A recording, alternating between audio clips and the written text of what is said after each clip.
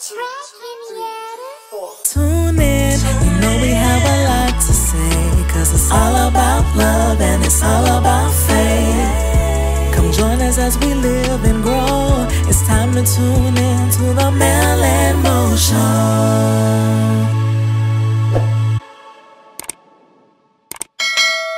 Aww.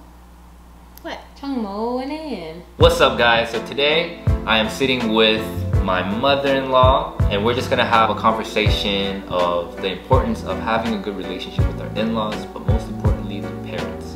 But before we start this video, make sure you click that like button and subscribe. Comment in the section below, just say hi, whatever. It helps with our algorithm and we really appreciate it. First question is, when was the first time we met? I think at Sephora. It was at Sephora at Ala Moana Mall in Hawaii. Yes. Melissa's like, oh, we're going to the mall, and we there, and then she's like, oh, I'm gonna meet my friend Mo. I'm like, okay. Friend. Yeah. Just a friend. Well, at that time it was early, right? It was just started to talk, and I was like, okay. And I think we met in the perfume section. I believe so. And we were testing a perfume, and I was like, I took your hand, and I was like, oh, that smells really good. And she's like, oh, y'all are just familiar already. It was, definitely. But I don't know, your vibe was so calming and inviting that it made it really easy for me to just start communicating with you. I mean, it was just, I just thought it was friendship, so it wasn't like any, I didn't have any preconceived ideas about anything, but just as a person, like you were just, your vibe was really cool and chill. And yeah, it was easy for us to talk.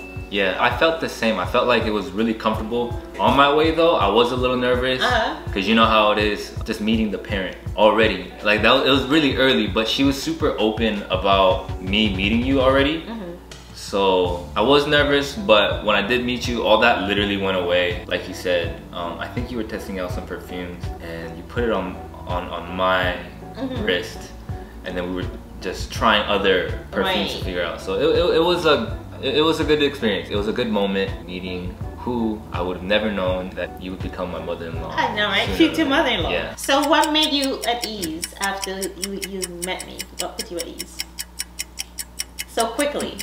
From the beginning, you were so welcoming, and it wasn't like you were puppy guarding Andrea. Like, you know what I mean? You were definitely watching over her, you know what I mean? Like making sure like, hey, who is this guy? I'm still gonna observe, but I didn't feel like when you were around that I had to move a little different, but it was just comfortability that you allowed. Oh, that was good. If you had to introduce me to somebody, what would you say? Oh wow, you know, I was like, meet Mo. He is the most chill, well-mannered young man. Thank you. He's so fun and easy to get along. Really lovable. I think anybody loves Mo. You know the show Everybody Loves Raymond? It's like everybody loves Mo. Once you see him and you in his presence, you bring a certain energy. Oh wow, thank you. That really put people at ease, and you're just really likable. So. If I were to introduce you to anybody, I think our answers really align. She's very welcoming. So for me to share, for me to feel comfortable to ask you all these questions, to get to know you, you made it easy. Very intelligent. You can definitely learn a lot from just having small talks with her. She'll always school you in good ways, for sure. And it's all faith-based. Oh, awesome. I was like, it's cool. I hope it wasn't being too strict, but still being chill, right? Yeah. Because I like just being relaxed and, you know, just whatever wisdom I can pour out. I always like to do that, you know, especially with younger people. I just feel just kind of pouring out and nurturing them. I guess because I'm a coach, it just, I'm always switching. Melissa will be like, are you switching into coach mode now? Yeah. No, you definitely have. It's just in you though, being that life coach. You'll say these questions and it's like, oh wow, she's getting into the nitty gritty of, maybe that's why I felt some type of way of some situations, and she's trying to help me out how to unpack everything. Just begin some unpacking. Well, I'm happy that you noticed that, and it's not like anything that would intimidate you in any way, but it's something that you welcome. I think that's really nice. What made our relationship build? I feel, I really think once you started coming around a lot more, and you know, we in Hawaii, we were just going out to eat. Oh yeah. Very regular. And so the more we went out to eat, the better I get to know you. You just was you. You didn't show up as anything else. You just was always the same person. So very genuine. And that was what I like. You didn't try to put on any air because it's me and I'm here. You would just, if you wanted to say something funny, you said something funny. If you had a question, you asked. So that genuineness about you to me was really important, and it just really made me, I felt like you were already a son, even though I didn't know where it was gonna go. Thank you. But I felt that type of a relationship with you. And I think also the first time Lisa invited you to church, and I was like, is he gonna come? And you came, and it was just so, you were so regular with, you never make a fuss about things, or like, you may have questions about it, but you never really make a fuss about it. And I think the last part of it that helped, I mean, we continued to build our relationship. When I had the mentoring program in Hawaii, it was probably about 10 of you guys, and you were one of them in the mentoring program. And like, we got to really know each other because we had the group session, and then we had one-to-one with everybody, where, you know, we went through different assessments and did a couple of things where you were able to ask some deeper questions, and I was able to kind of really get to open you up and dig a little deeper. So that really helped me to build, because you know, one of the things was, what's your 5-year plan, what's your 2-year plan, and just kind of looking at some of the timelines and some of the goals that you were setting, I was like, nah, this guy, he knows what he wants. So that's a keeper right here. Well, going back, you said like, is he gonna come to church? Did you think I wasn't like I wasn't sure of what your religious Gotcha. beliefs were, so I wasn't sure if you were gonna come or not. But you came, and it's, you know, you just got right into it. You know, you got into the praise and worship, and you just kind of really got into it. And then I realized, you know, your faith, and that was big for me. You know, because I believe at, you know, the time with Andrea, or Melissa, as we normally call her, my prayer has always been for her to find someone who loved the Lord, because that's so important.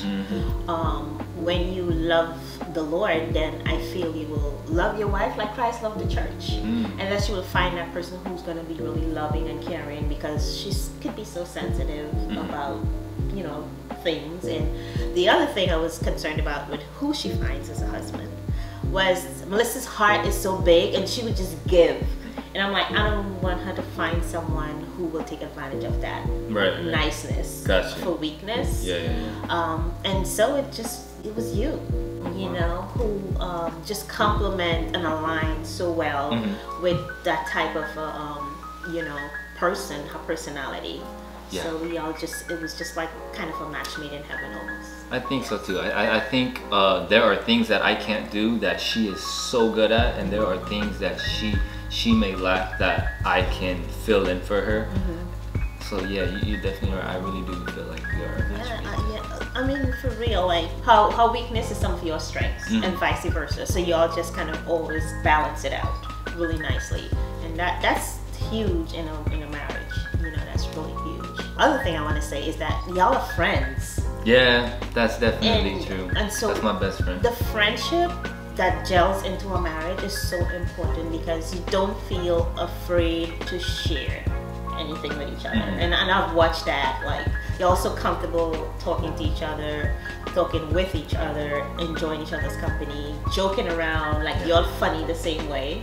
So it's just so much, all of that stuff that I would observe, and it really helped me to build a better relationship with you. Gotcha.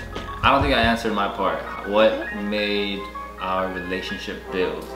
Aside from the age gap of me and Andrea, with you, it was still like another friend. Still like we were hanging out with another friend, where I wouldn't forget that you're not the mother of my girlfriend, but it's like, yo, like there was no friction in the conversations. Like everything was still open, and I looked forward to the conversations for sure in the beginning.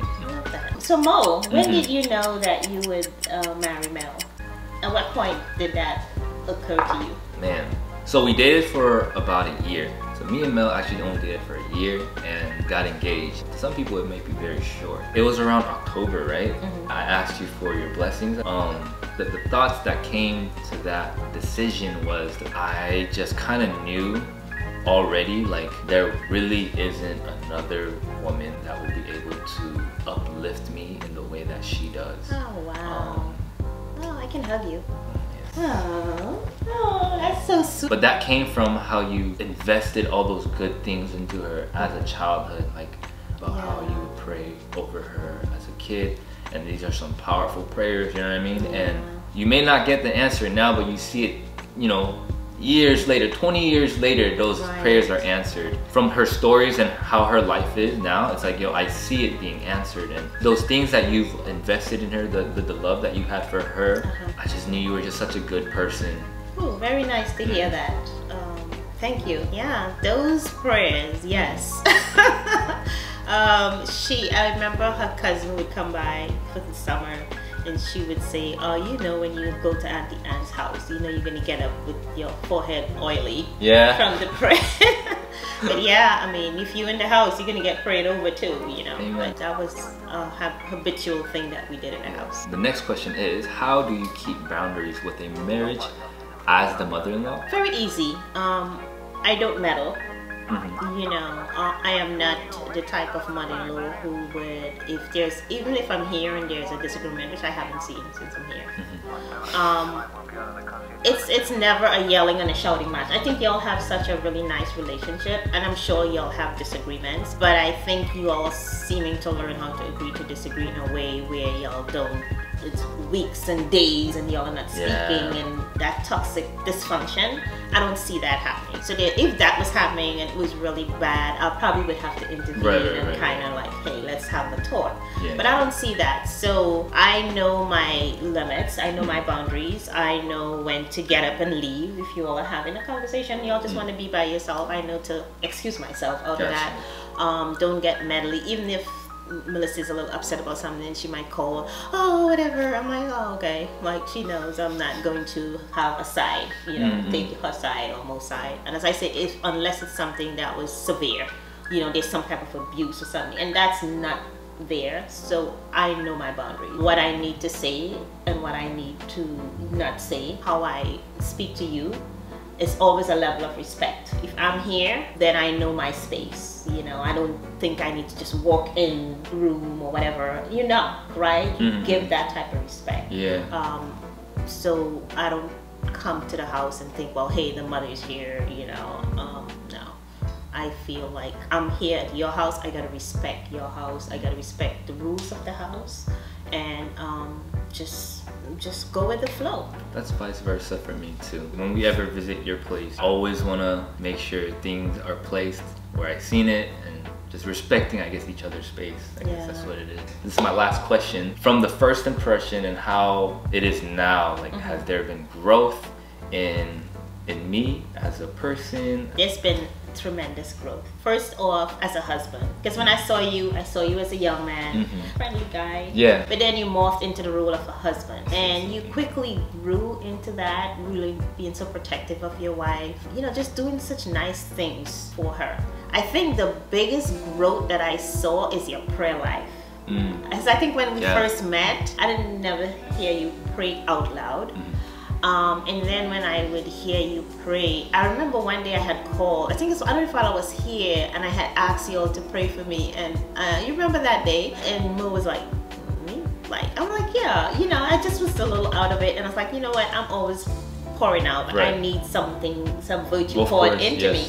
And you all prayed, and I was like, oh wow. And you know, like, your prayer life just kept getting stronger and stronger, and you're so disciplined with a lot of things that you do. That's one of the things I admire about you. You're so disciplined, whether it's your workout, whether it's reading the word, whether it's ensuring you and Mel pray at nights, or pray when you're leaving in the, you know, to go somewhere in the car, or, you know, before meals. I mean, just certain discipline things. It wasn't like he was doing these things to impress me. It wasn't even about that, because I see it's a continuation of you continuing to do those things. Even with your YouTube, it's like you're so disciplined with all your editing and how you do things. You do things with excellence. Thank you. Both you and her, y'all do things with such excellence all the time. Then as a father, it's like, whoa, you know, to see you go through that whole maternity delivery process, and how attentive you were and how you literally coached her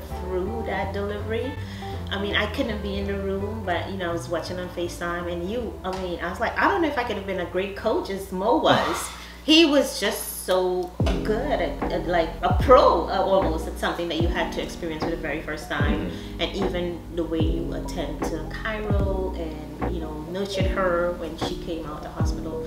So much growth. Like, you just took on manhood. Like, yes, I gotta do this. Thank you. And you're so protective of the home, making sure everything is secure. There's so many little things I look at, and there's just so much growth about you. And I'm telling you, man, you are definitely a keeper. I hope Mel knows that. I know she does. And good job. Like, you know, and you know, whenever you see me write about you, I say son in love, and that's for real. It's not son-in-law. It's in love, because you're such a wonderful young man. I just feel I've earned a son. So now I have 2 sons and a daughter. And thank you so much for being that wonderful son-in-law. Thank you. Truly love you. A God man, a good man. Thank you. And I truly love you. Thank you for sowing just all those good words into my life and into, you know, my family's. And we're really looking forward to the future, what we have. You already know what's gonna happen in the future for us. Stay tuned. Yes, I'm excited of what's to come. Really, really excited. So thank you for allowing me to do this with you. Thank you for, you know, being open to do this and being able to share with the audience, I guess. It was definitely a pleasure. You guys, thank you for tuning in. Don't forget to like, comment, subscribe, and I'm gonna put all the information of my mother-in-law's coaching in the description below. It's your boy Mo. This is Dr. K. Peace. Peace out. 1, 2, 3, 4.